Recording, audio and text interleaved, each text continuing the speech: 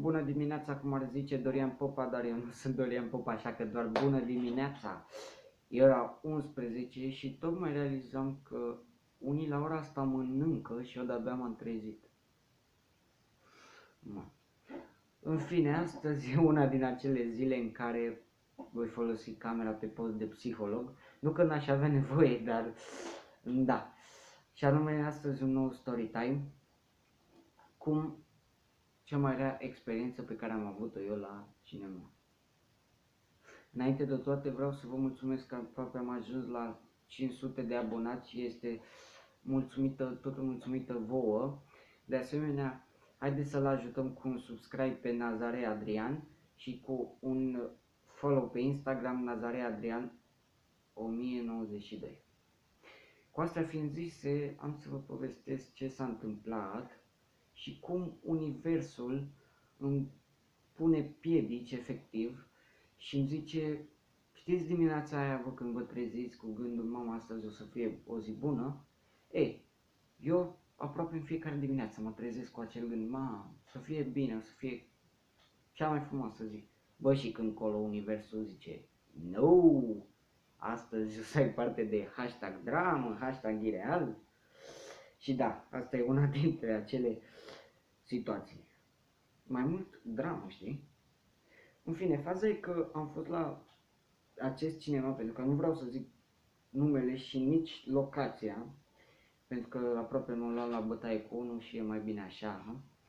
În fine, cert e că am ajuns la acel cinema și țin minte cu jumătate de oră de întârziere, pentru că da, dacă nu întârzi nu sunt eu. Și efectiv țin minte și acum că m-am așezat pe locul 23 și în spatele meu erau doi puști la vreo 8-9 ani, ceva de genul. În fine, cert e că filmul începuse deja, știi, că v-am zis că eram în întârziere. În fine, mă așez, mă uit, băi, și ăștia din spate au început să dea cu picioarele în scaunul meu. Bă, în fine, mă zic, bă, hai mă, lasă-i că sunt mici.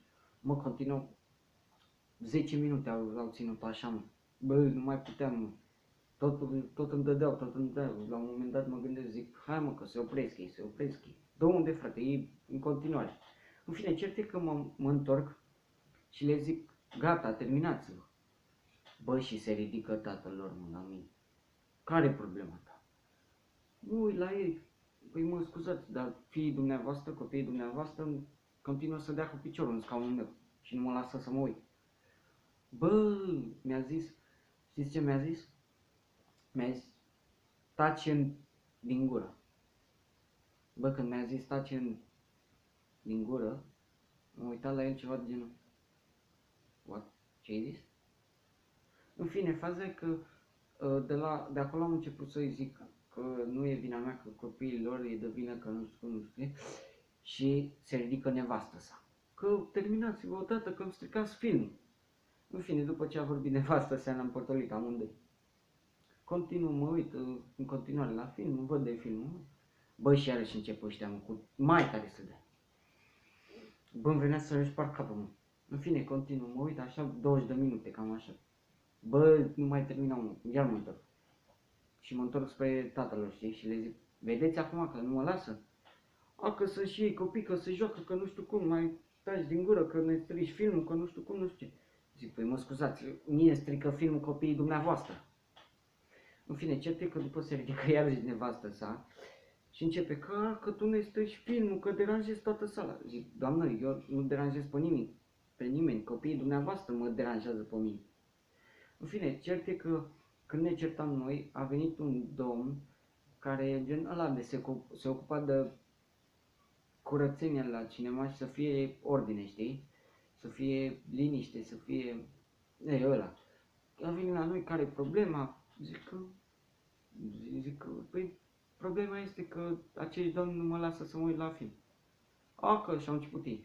Că el nu ne lasă, că deranjează pe toți, că nu știu că a început să țipe, când colo ei au țipat la mine, nu eu la ei. Că a început să țipe, că a început să ne insulte copiii, că le sparge capul, că nu știu.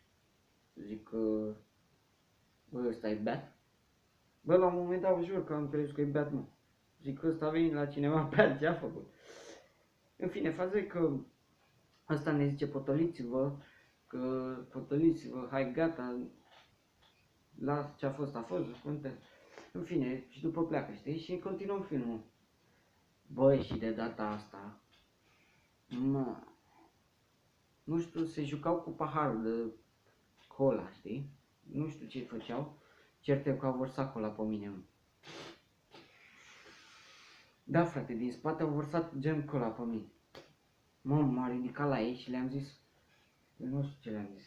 Acum ce vreți să facem? S-a ridicat taxul, că din greșeală, că sunt și ei copii, că nu știu ce. Păi sunt copii, domnule, dar de jumătate de oră mă tot deranjează. Nu vedeți ce mi-au făcut?